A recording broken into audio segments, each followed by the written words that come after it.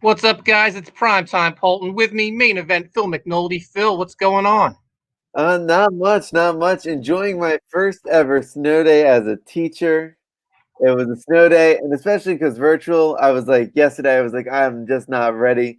My hair's all crazy and a mess because I'm enjoying every bit of this snow day. So Yeah, I'm enjoying it. What about you? What about you, Primetime? yeah. No, I'm in the same boat. You notice the hat? Normally, I got the hair all up. I got the hat head today. Mm. I was out shoveling snow. I got a call last night around 7:30, saying that our office was going to be closed. So I knew I had the day off. I slept in until 8. That's real late for me. Then I got up, got dressed, shoveled some snow, uh, did some writing, and I watched some Jurassic Park. There's a cartoon series on Netflix with my son. We watched that. Now I'm ready to talk some wrestling. Did you watch the Royal Rumble last night?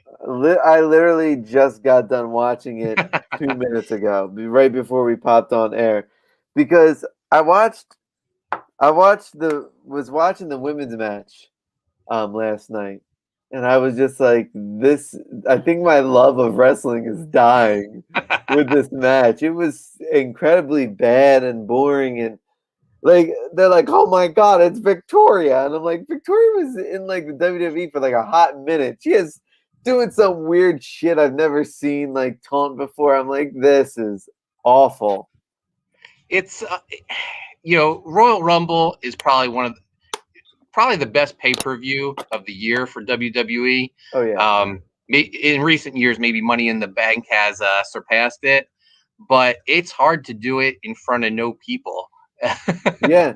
The Because the yeah, you wait for those big pops for Mhm. the people, plus bringing people in during a pandemic for surprises. The surprises weren't the best. You mentioned Victoria. We got Jillian, which was that was a that was like I had to remember who Jillian was. I remember her when just for like a hot minute she was in there. She came out of nowhere, came out, and I muted the TV just thinking. I hyped up to my girlfriend the entire time, like this is the best wrestling match you'll see because it gets crazy. And she goes, I'm not impressed too far. And during when Jillian came out, I just muted it. I was like, oh no, it's officially dead. Yeah, so the winner of the women's Royal Rumble was Bianca Belair. I was thinking like the only person I thought was going to win was Alexa Bliss, but she's kind of already in a program with the champion, so Yeah, I guess it would have been pointless to have her win it. But she's obviously the top, at least most popular with fans, female wrestler right now. yeah. Like I knew Bianca Belair was gonna win because the way they were hyping her back up, like she was getting those vignettes coming in, and they weren't the best vignettes, but it was better than anything that's been on Raw lately. So like you're like, okay, they're building her up, building her back up. The EST, so you're getting that sort of build for Right. her. She wasn't no program going into it, so I felt like she was the logical choice because there was no everyone else was wrapped up in a storyline.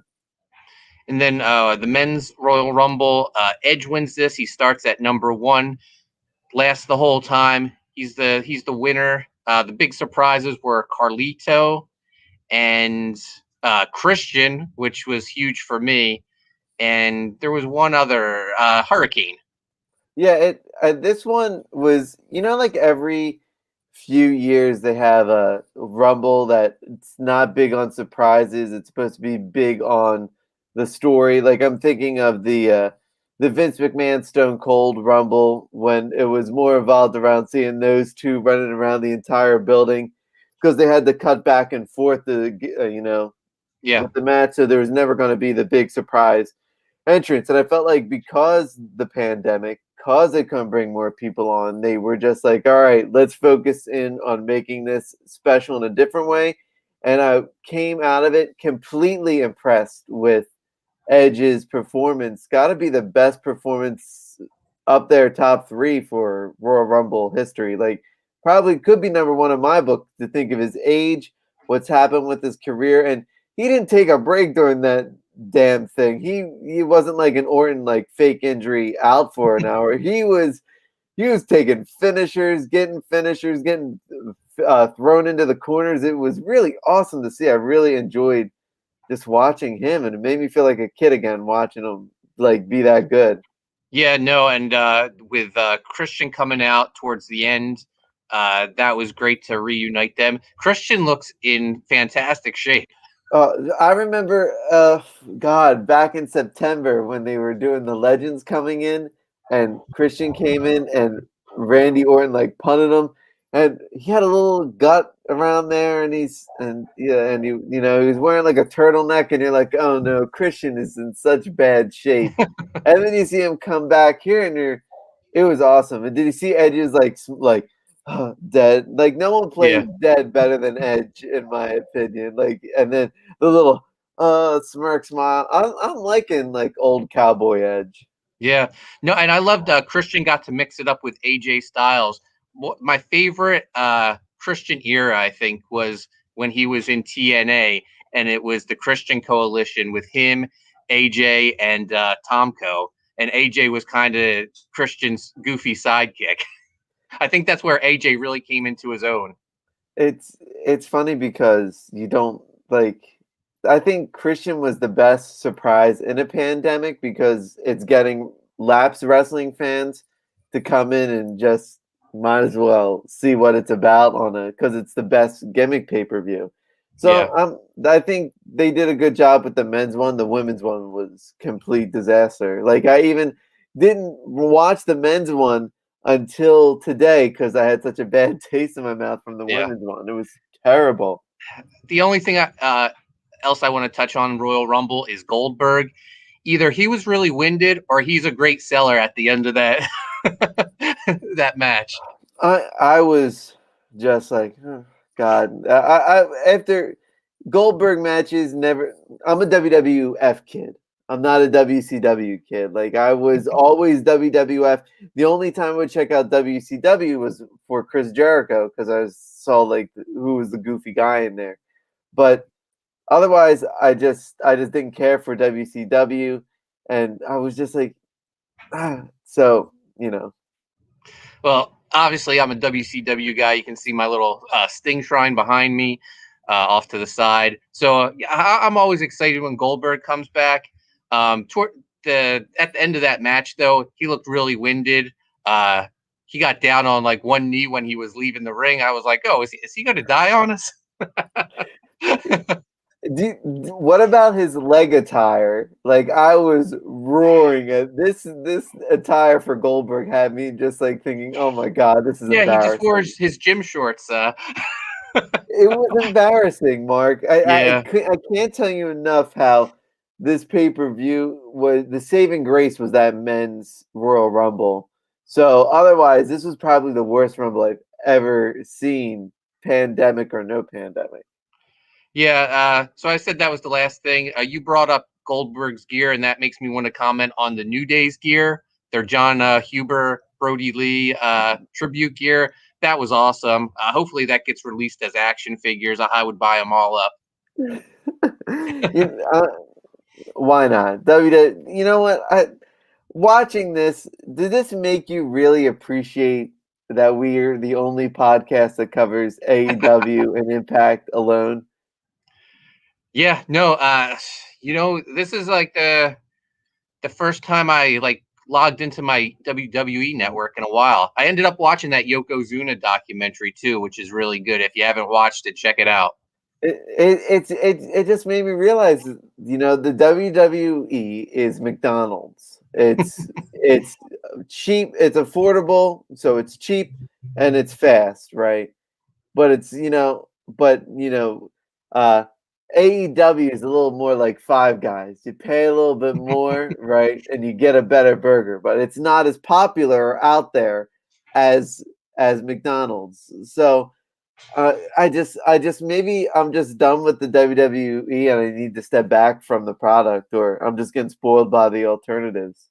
Yeah, no, we're definitely spoiled. I think. I mean, every week we talk about how great Impact is. AEW every now takes a misstep, but overall, usually a good show. Speaking of Impact, you ready to talk some Impact Wrestling? Let's rock and roll. All right. So last week's Impact starts off with world champion, not Moose, but the other world champion, Rich Swann. He comes out, grabs the mic. He says he needs an opponent for the next pay-per-view in February. He's always wanted to wrestle this guy. He calls out Tommy Dreamer. He challenges Tommy Dreamer, who's never had an Impact World title shot, to a match at the pay-per-view. This brings out a list of bad guys. We get Moose coming out. We get Chris Bay coming out. We get Sami Callihan coming out. They all feel they're more deserving than Tommy Dreamer for a world title shot. And honestly, they're all correct. And then Sami Callihan hacks the lights. They go out. When they come back on, Ken Shamrock's out there.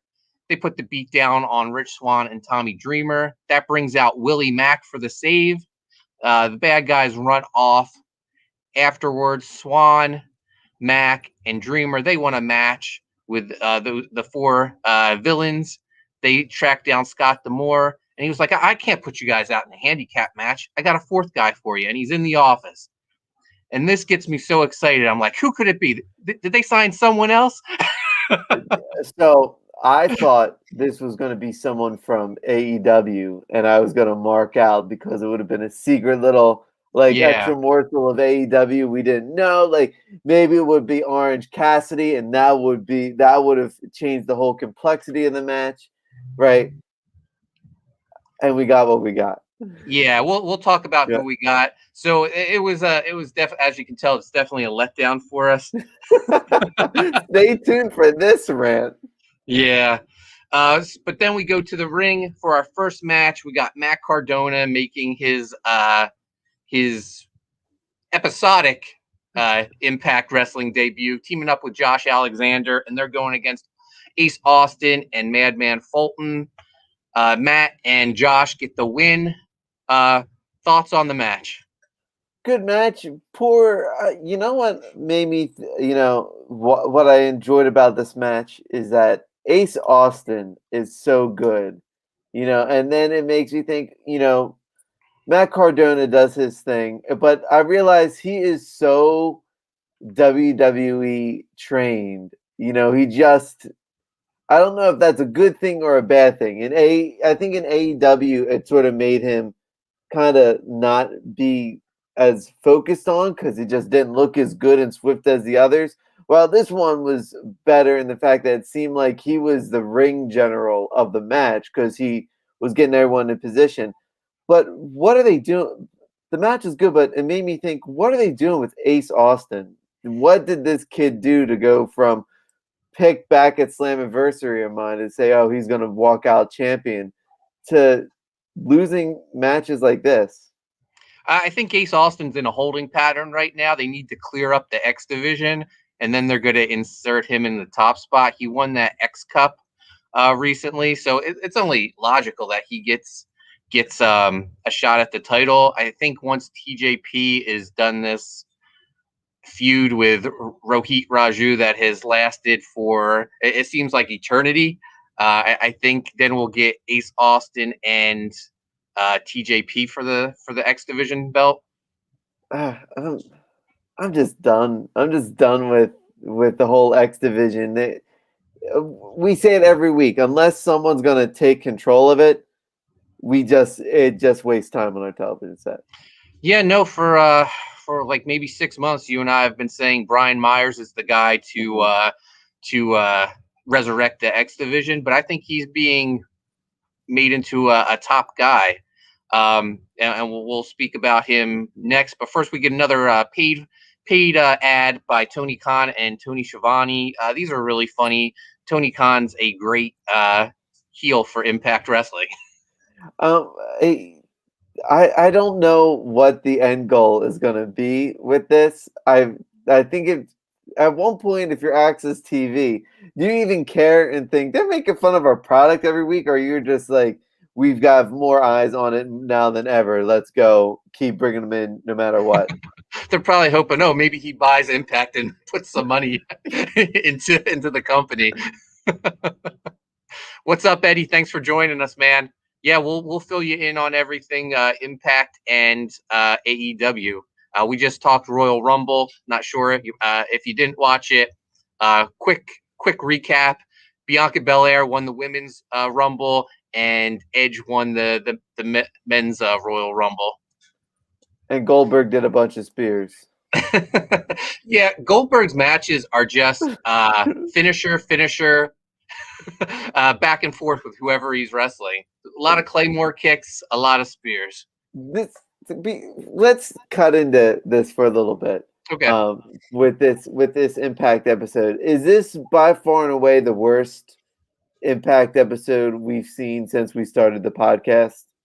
Yes, and the big surprise reveal is for me was the reason, because next up you get like my dream match, my two top Impact guys, Eddie Edwards versus Brian Myers. This was a great match, and then Eddie Edwards snaps and he bites Brian Myers.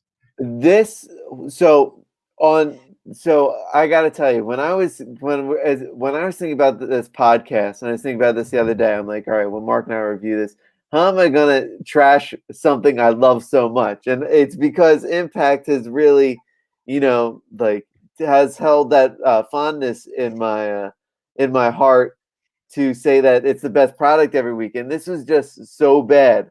But this Eddie Edwards Brian Myers match was fantastic. Second best match of the week, including the pay-per-view. And I'm so into this professional wrestler versus backyard wrestler that Eddie Edwards has somehow become over after being a top technician in the world. So this is fun stuff. Yeah, and I thought Matt Stryker's commentary was real good. He was just talking about, like, in a world where, Impact Wrestling's being invaded, there's one man who, stands up for pro wrestling. He's talking about Eddie Edwards, and now this man has snapped. It's cool because it seems like Matt Stryker's the only one who's picked up on that Eddie Edwards is Mr. Impact Wrestling. And I think he even called him that during the episode. So I'm loving this. I cannot wait for this. And it seems like, don't they feel like they always take the belt off Edwards at the wrong time? Like, he should have been champion up until this moment, and this match would have been their main event at their next pay-per-view for this title, because you think of, he fought off the Hacker here, he fought off, even if Joe Doring, if you could have mixed him up in that. He fought off Ken Shamrock, and now here comes this arrogant prick. And this is just the guy who you'd want to take the title off, the face who's been nothing but a fighting champion for months at this time. Because, again, the Rich Swann stuff is just trash. Yeah, and he totally should have been leading the charge for Impact against Kenny Omega and the Good Brothers. It's a big slate on Impact's part to do that to Eddie. I mean, we figured it out that he is Mr. Impact. Matt Stryker knows it. I think all the fans pretty much know that Eddie is Impact. And you could have ended and here's the thing, you could have taken Rich Swann out and still had the same thing. And then Brian Myers still could have said, "Oh, you're nothing but a backyard wrestler. You can be backyarders. And then he would have lost that match to Kenny Omega. But you can't be actual professional wrestlers." And it still flows in the same way. So I just feel bad for Eddie Edwards, because I feel like they use him as a transition champion so much. And when they just need to give him one real defining rank. Next up, we have Big Money Matt. He's with Private Party, and he's putting bounties on not only the AEW Tag Team Champions, but the Impact Tag Team Champions, because that means his guys are going to get more money when they win these belts, and more money for them means more money for Big Money Matt Hardy. I love this. And it gets even better the next night on AEW Dynamite. Big Money Matt is, I think, my second favorite Matt Hardy ever. After Broken Matt Hardy, this Big Money Matt's the best. I absolutely love it. Yeah, it's good stuff. He's a great heel. Next up, match 3, Tennille Dashwood with Caleb with a K in her corner versus Rosemary with Crazy Steve. Um, Rosemary gets the win. It's good to see Decay back together. Mhm.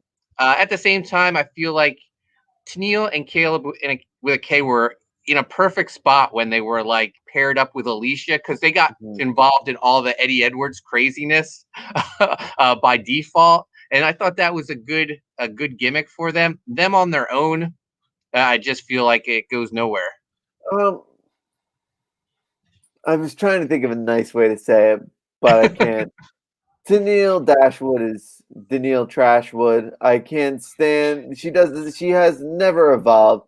She cannot evolve. It's not going to happen. I can see why Vince McMahon got tired of her and let her go. Caleb with the K is absolute trash. He cannot wrestle in the ring. His ring attire is god awful. If Impact should just, cut ties right now, move on, because they need to start revamping that women's division because we're focusing on the worst of it, quite frankly. Caleb's actually a good wrestler. He was on Oh, NWA oh, Power, and he was like, the young upstart who would lose every match, but then he got this big win. But he can go, and he was Suicide for a while. He should be in the. He should give him a makeover, insert him in the X division. so is he purposely wrestling as a doofus? Yeah, I believe so. Okay, then if so, then my bad. You can go. If this is you play acting bad, then you sure as hell fooled me. Next up, we have the Fire and Flava Festival. Um, so as we talk about this, my opinion on this episode of Impact even gets worse because this segment is totally forgettable. I don't even Mhm. remember what happens in it. It, it, I believe, I don't remember. So here it is. They have the Stay Puft Marshmallow Man dressed up outside the ring, and it's unmasked, and it's Nevaeh, and then Jessica Havoc comes in, and they beat up Tasha Steelz and Kira Hogan. Uh, this looked low rent, and Impact Uh, usually does way better. no wonder no wonder I must have, blocked this out of my memory because as soon as I see Tasha Steelz next to the Stay Puft Marshmallow Man, I remember I fast forwarded. Thank God I had Yeah, this DVR.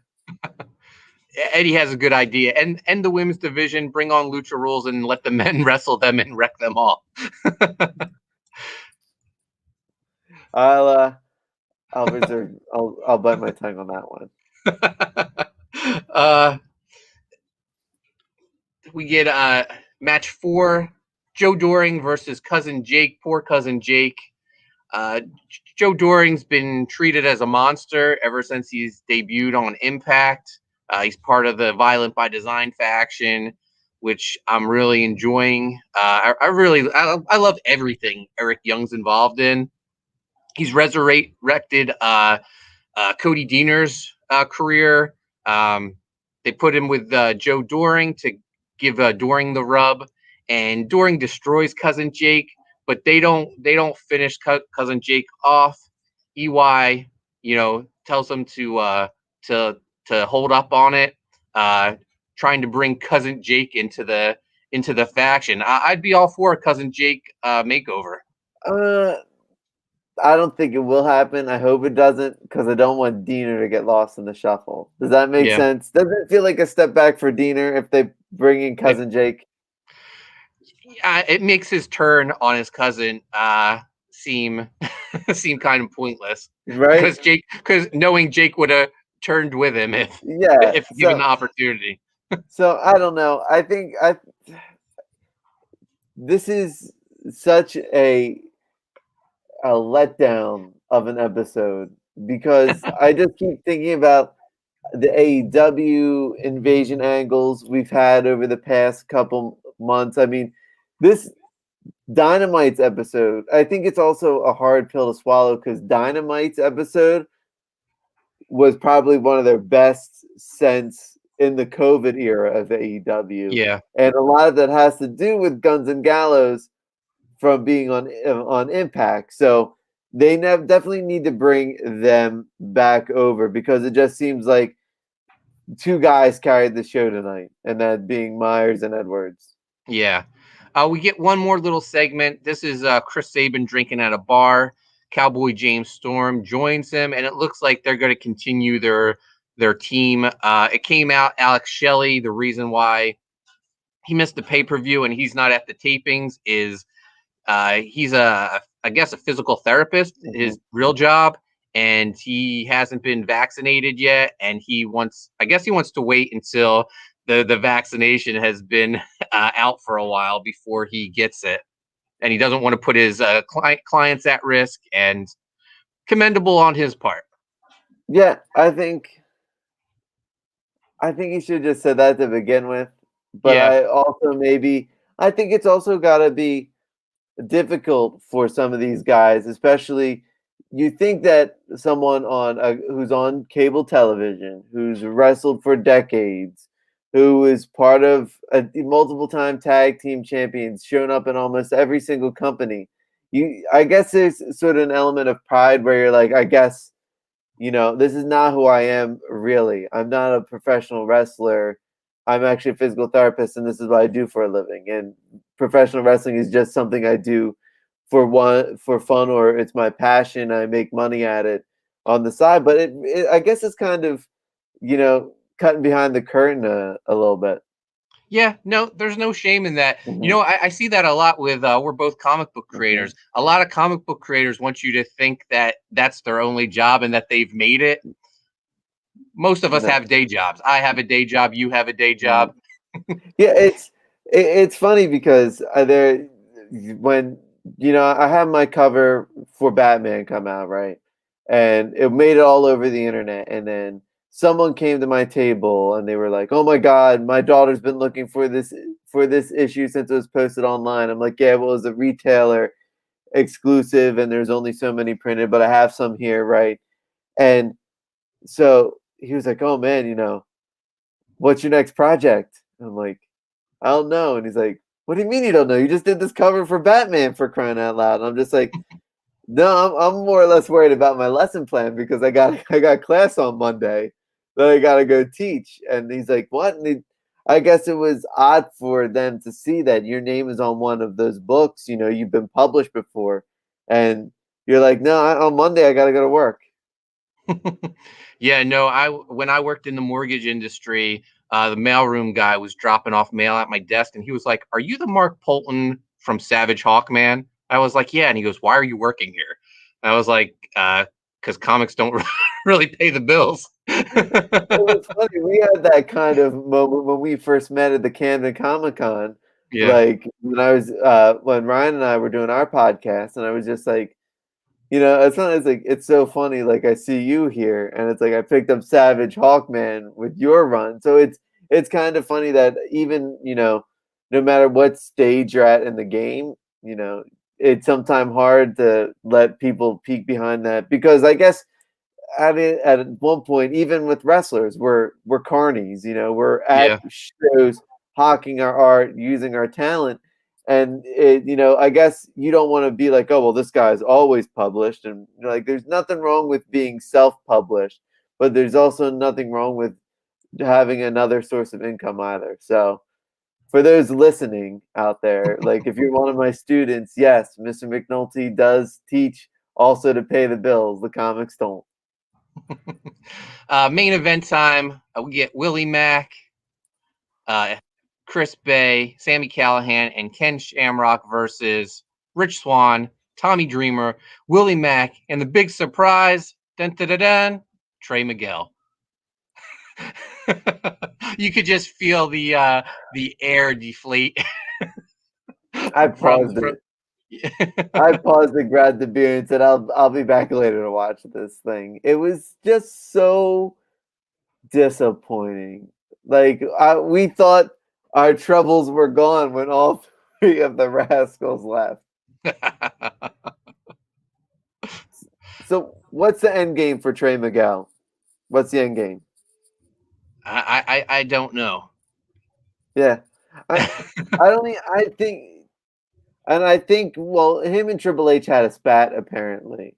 So I Oh, think that's really? an. I didn't hear about this. So apparently, when he was having a tryout, he Trey Miguel had like a family thing he went to instead, and was like, "Sorry, I family comes first, right?" And so Triple H said, "Oh well, he's not dedicated to his craft, I guess, if he's going to a family event over his tryout, right?" And so basically, Trey Miguel told Triple H to go fuck himself, Ah, and I think that's what kind of was just like, well, you ain't coming on my brand. But there's also a thing where I don't know if he was actually testing the market, maybe thinking he'd get some play from Dynamite and yeah, AEW. But even if they start two shows, this past episode of Dynamite proved they just can't sign anybody else unless it's unless it's a CM Punk. No one else can be signed by AEW at this time unless it's a female wrestler. All male wrestlers, they gotta stop. yeah. So that's it for Impact Wrestling. We're pretty hard on this last week's episode. It wasn't one of their best. You said it was the worst one we've reviewed, and I would have to agree. And that's a long time. That's what, like, going on 8 months maybe. That's it's become it's become our baby. It's become like we've taken Impact into our arms and we've cradled it, and then it's like taking its first step. So we're watching our baby walk, and this one was just watching the baby fall flat on its face and thinking, "Oh goodness, I hope they didn't rely too much on AEW." Let's not leave on a bad note, Yeah. though. That shining light was Brian Myers, Eddie Mhm. Edwards. It's interesting to see where Eddie Edwards goes now that he's snapped even more. Do they continue this feud, or is Oh yeah, yeah? there's so much more left in the tank. This if they book it right, this will be Eddie Edwards reclaiming the title against Brian Myers, and that's how they should build this back up again. You hear You that, know, Scott D'Amore? Book it. all right, let's move on to a good note. All right, so AEW Dynamite previewed, announced before the show was Jericho and MJF against the Varsity Blondes. It was going to be Jungle Boy versus Dax Hardwood, the Young Bucks and the Good Brothers versus the Dark Order, Eddie Kingston versus Lance Archer, and Hangman Page versus Ryan Nemeth, Dolph Ziggler's older brother, and doing the Hollywood hunk sort of gimmick. So nothing seemed too exciting about this episode, but it turned out to be actually one of the best in uh, AEW Dynamite's COVID history, except for a Cody Rhodes segment. So let's move on. So here we go. Opening the show was Lance Archer versus Eddie Kingston, in which Kingston defeated Archer because of interference from Butcher Blade and the Bunny. I love this. I thought Eddie needed this win, especially after quitting against Moxley. He needed a big victory. It's a shame it comes to the expense of Lance Archer because we keep saying this is a guy who's been booked terribly. Mhm. But I don't know. I think they kind of booked themselves into this, putting him against Kingston, who's just dynamite on the mic. This is the best possible outcome because you're not turning Jake the Snake Roberts and Lance Archer face by having them cut goofy, like, oh, we're good guys now promo. They're still the same people they are. They're just going after the other bad guys, and it's just turning out that these other bad guys are bigger dicks than they are. So you're rooting for the guys. Now you're rooting for Lance Archer, who's an underdog, which is in a nice position, and you feel bad for Jake the Snake because he's telling people to fuck off on his promos. So it's like I think AEW booked themselves in the corner, and they successfully booked themselves right out of it. So next up was the Varsity Blondes versus Chris Jericho and MJF. And Chris Jericho told me, we were texting each other like in my brain, and he was telling me about how he was really going to show Primetime Poulton how a lion salt is done. Yeah, I take back everything I said. You must have got in his ear telling him what I said. Yeah, he doesn't have to retire the lion salt. He hit it perfectly. I had something I wanted to mention on this, and I can't believe I'm saying it. Griff Garrison is the bigger star in Varsity Blondes. I am tending to agree, and that is crazy. But bro, he's got a hell of a hot tag. When Pillman tagged him in, I was like, "Oh, I see you, Griffey." No, he's a lot bigger than he appears. Yeah. But when he matches up with someone, you can see how tall he is. He's got the cool hair. I think if he fills out a little more muscle, he could be something. The name's goofy as anything. Yeah. Yeah. He needs a gimmick change. He needs a name change. He's maybe a beard, get rid of those baby face looks, but otherwise he's going to be the bigger star. And I think a lot of the being the elite stuff helped as well. But who the fuck is Griff Garrison? Yeah. So next up, we had one of the most interesting promos I've seen. I don't know what to think of it. Everyone's telling me, Phil, you gotta like it. It's an old school WCW style promo. Sting and Darby Allin, the Hoodlums. I like everything except saying that they're both hoodlums. That's a little too old school. but I mean that's what Taz called them, right? Yeah. Did you get so maybe I'm on the Darby Allin is my John Moxley 2.0, and anything he does I'm not gonna like. But is he the biggest idiot in the world in these video promos? He rolls himself off of ramp with Steve-O from a show called Jackass. He's thrown himself off of cars, right? And now he tossed this very expensive skateboard through what appears to be like a second-story window, and he leaves his belt behind at the end of the promo. What the hell happened? Stop poking holes in this. This was good stuff. The best part about it was Sting was badass beating the shit out of those windows with a bat. So, I just Sting don't hasn't know. looked this good in a long time, so it's great. I'm just happy to see him involved. Eddie Winkler had a comment on Griff Garrison saying he is one barbershop super kick away from greatness. Yeah, I think you're right, Eddie. Can you imagine? Heel Griff Garrison, that would be something. My name's no longer Griff. So here we go. So next up, this is where I felt like I didn't know if the show was going to be able to continue or not. This was the worst segment in this week in wrestling, and probably the worst thing to happen in Dynamite's promo history. Cody Rhodes responding to Shaq's calling him out during the AEW awards, which happened on YouTube before the show went on air, as confusing as that is. And he doesn't even respond back. He gets Arn Anderson to respond back. And Arn Anderson sometimes is like me on the podcast where he rambles and forgets what he's talking about. That's what Arn Anderson did. To which happened, Red Velvet came out, who I thought was Brandy Rhodes, but no, it's Brandy Rhodes' clone who came out, and she got a terrible promo, and Cody's just like, yeah. You said last week that AEW senses when something doesn't work and they quickly get rid of it. They need to realize this whole Shaq, Jade Cargill, Red Velvet thing doesn't work, and just sweep it to the side like it never existed. It's gonna happen, Mark. It's gonna happen because Cody Rhodes, when he gets involved in something, it doesn't die until he says it dies.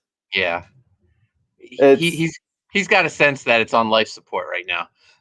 the match has to at least be better than that segment. Hmm. All right. Moving on then. So next up, and which was a really good squash match. In fact, I give AEW a lot of heat for having squash matches that take too long. This is a really good one between Hangman Page What's up, Leroy? and Ryan Nemeth. It was a good, to quote Leroy, wrestling match. And at the end of it came Matt Hardy. Yeah, no, Ryan Nemeth. Yeah, he looked real good in this. I wouldn't be surprised if we see more of him on AEW. They love to give these guys a bunch of matches and then sign them to their tier 0 contract, whatever that is. I enjoy how it was straight up just Dolph Ziggler match. It was the same moves, same taunts. It was like when you create a wrestler and you're lazy, so you don't want to give them the custom moveset, you just copy a wrestler's Right. moveset over.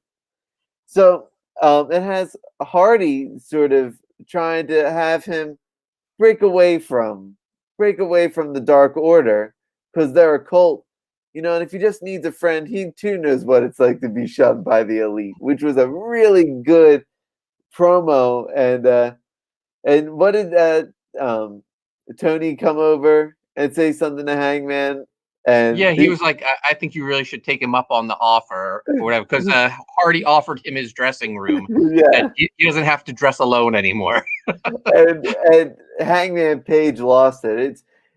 To me, each episode, Hangman's star, he's getting back to what he was. Since that, I think the Dark Order has really helped him get back to what he was. And I think this is, I bashed Hangman earlier saying, that anxious millennial cowboy shit. But it's actually been really good. I'm eating those words now because Hangman is making this come full circle. And it only ends with him beating Omega for the championship. Yeah, I think it's like bad how they got to that spot with Mhm. him turning on the Bucks and never really Yeah. explained, Mhm. except that we almost had to piece it together that he Yeah. didn't want to face his friends. Yeah. So, but yeah, I like this that he's almost afraid to trust anyone. He's a Mhm. scorned lover. It's really good. I'm excited.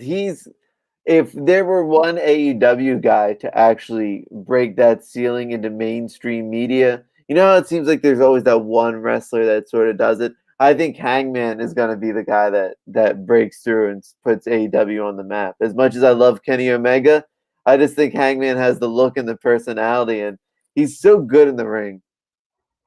Yeah, I really want one. I want to see the Bucks go heel and just Mhm. join the rest of the Good Brothers and Kenny, and I want them to target the Dark Order, who are clearly the biggest babyface group Mhm. in all of wrestling right now. And then you have Hangman come to their aid. Yeah. That needs to happen. It was so funny when what was it? JR said, "Oh, I never thought they'd be the home team." Yeah. I like when he reinforces that. But next up, I would say the match of the week, one of the best matches in a long time. At the end of it, I said, "Who said in-ring psychology is dead?" Dax Hardwood versus Jungle Boy was a wrestling clinic. Yeah, and I read about this. Apparently, this whole match was Dax's idea to build up Jungle Boy as a baby face, to pick a body part, work it, and beat him down. And yeah, this was great stuff. I loved with Luchasaurus handcuffed to Tully and Mhm. Cash on the outside. It made for a bunch of great moments where he had to hold them back, but then as Jungle Boy's getting beat down throughout the match, he's the one that's getting up from his seat, and Tully and Cash are like, "Oh no, you got to sit back down." It was so it played a lot to the story, and I think Dax tapping out to get Jungle Boy over as a submission specialist Like it's really good for Jungle Boy's career, and that it really made the post, sort of like the post Beatdown turn into be really something epic.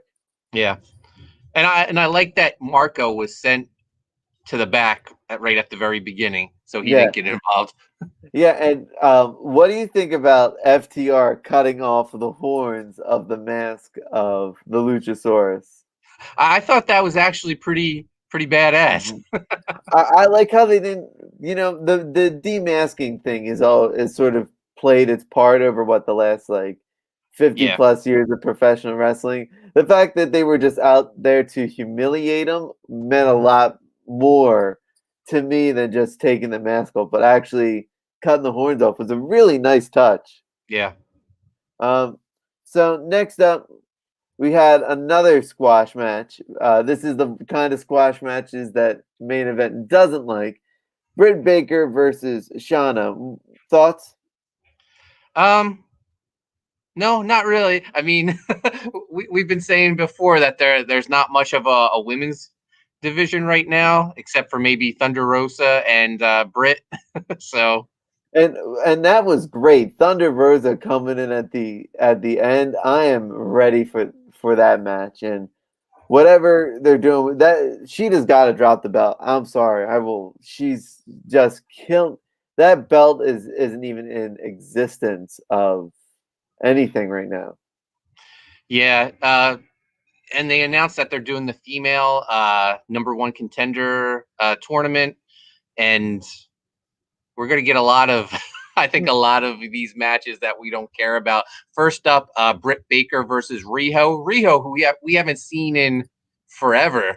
Yeah, since she left before the outbreak happened. Yeah, Um, the only way this happens is if Tessa Blanchard comes in or Jordan Grace comes in to actually make it feel significant. Because right now it's a bunch of people who I don't give two shits about.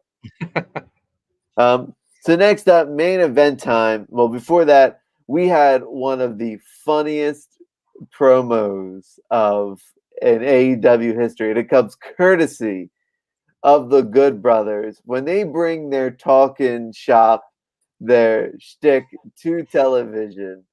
When he says you have to biz cliz me softly, I lost it. I was like, I love Guns and Gallows. This is why I was so excited when they first joined the WWE because I'm like, yes, I don't have to search out New Japan for them anymore. This is what made me, and I love that's just what they're going to. It's like they're resetting from what, like 5 years ago. They're pushing the reset button and going back to what made it popular to begin with. yeah. No, I feel like these two guys are enjoying themselves the most since Mhm. uh, all the big releases from WWE a year ago, Mhm. and they're just getting back to being themselves. I think they regretted ever re-signing with WWE, but they threw so much money at them, they had to do it, and now they're doing things their way and just being themselves. And it's funny because they seem like a class, and I'm not, and I love the Young Bucks.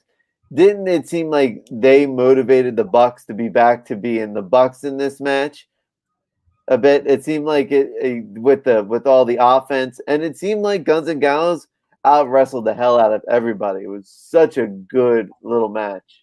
Yeah, no, this was a great match. I Mhm. really loved it. I loved JR, who usually people bash. I thought his commentary on this was Mhm. great. He really seems to be behind John Silver. Yeah, I love when he's like, him saying, he's gonna be a next megastar, and this like he's really putting him over. It seems like he's genuinely doing it because who doesn't like John Silver, the person? I love what he called out Gallows, and Gallows purposely stepped over it. It was just such good. I would not. I would love if Tony Khan bought out Impact Wrestling just to get the Good Brothers on my television twice a week because when they are on it. The most entertaining tag team. They're not maybe not the best in the world, but they're definitely the most entertaining in my eyes. Yeah, no, I would agree with you there. Um, this match was just we go from this is almost like a role reversal. We're usually so high on Impact, and then we nitpick AEW. This week it's the opposite. This was a feel good episode of AEW. I loved everything about this main event. From start to finish, besides the Shaq stuff, I was so hyped when they said the Good Brothers and the Young Bucks, and I'm like, I'm gonna get some old school Bullet Club, and then you see the way the Dark Order just works. Like, I mean, Stu Grayson is absolutely He might be the most monster. underrated guy in wrestling. Yeah, and him and Evil Uno gets into shape more and more each week. He plays his character. You can tell he's really taken over that sort of that leadership position back to where it was. Think about it. We totally panned these guys at the very first Double or Nothing. I was When always Dark Order. okay, well, I panned them when the little gremlins came in, and it was like, what the heck is going on? But it just turned into anything better than I think AEW could have imagined. Silver and Reynolds are absolutely delights, and they're just fantastic. Their in-ring is so good too. Their tag team combinations are just absolutely killer. Do you think we get a new Dark Order leader, or do they just like self regulate themselves? I think there will be a leader in time. And I think maybe not. I think, but the next time they get a leader, it will be as a heel group. I think we may get the whole, maybe a year's worth of the Dark Order being faces, and maybe, Hangman comes to go out and help him one final time. So maybe he's champion. He goes to, help the Dark Order one more time. And then all of a sudden, the Dark Order turns on Hangman, and out would come a new leader. Just Marty's out there. He's got that. Marty's He's the only one. Honestly, Primetime. He's the only one that could fill those shoes. The word is he was supposed to be the original leader before Ring of Honor made him that crazy offer to be the booker. I think it's the wrestling world is more entertaining with Marty Scurll's in there, and he knows wrestling. He knows how to get characters over. He knows how to get himself over. There's a reason why they put him as the booker, because he was having really good creative ideas that was getting Ring of Honor back to being what ROH was before with the Bucks. And there's no other way Dark Order can continue without a leader, because they've already kind of undercut Evil Uno a bit with Mr. Birdie. It's got to be someone with the gravitas of Marty Scurll. Yeah, nice use of the word gravitas. You are a teacher. Hey, I'm trying. I've been in a lot of ELA meetings the past month. So that's our wrap up of wrestling. Phil, anything else you'd like to touch on before we wrap it up? No, I do have a piece of artwork that's going to be published soon. I don't know if you know it now, but if you want to grab your latest Mark Poulton, did you and Eddie Edwards book? Yeah, that's coming out. I don't have the link up, but it's coming out. I think it's this week actually. I don't know. February 2nd. I finished it so long ago, the book. But yeah, it's available for pre-order on Amazon, Barnes and Noble. So make sure you order it. This is our second book we've done together. First one was Anything Is Possible, the Eddie Edwards story. This one is An American Wolf in London, another Eddie Edwards story. First one was actually like a biography about Eddie's career. This one is just a fun kids graphic novel where Eddie travels to London for a match, has a confrontation with a strange looking dog, and he gets bit and turns into a werewolf and just wreaks havoc on London. It's just fun for the whole family book. And Phil was nice enough to do a piece for me. Yeah, so look out. When that comes out, I'll start posting some pictures of that on my Instagram and Twitter at AnimatedPhil. And you guys can follow me on Twitter and Instagram at Coney Waves. Make sure you subscribe to Primetime Poulton. Hit the notifications. go check out my latest book, Sea Dog and Codename Kill Switch on Indiegogo. We're kicking ass right now, closing in on $9,000. It took us like last campaign like over 30 days, I think, to hit $8,000, and now we're at almost $9,000 after 2 weeks. So this is really exciting for me and Clint Holinsky. Anyway, guys. Oh, we get another comment from Leroy before we go. Mark writing about a dog or werewolf. I don't believe it. Yeah, no. Surprise, surprise. Sea Dog, Graveyard Shift. I just go to what I know. I go to the well. If something works, I repeat it. Anyway, it's like the Royal Rumble match. Yeah. Anyway, thanks to Leroy. Thanks to Eddie Winkler for joining us. And Phil and I, we will see you guys next week for more wrestling talk. Thanks.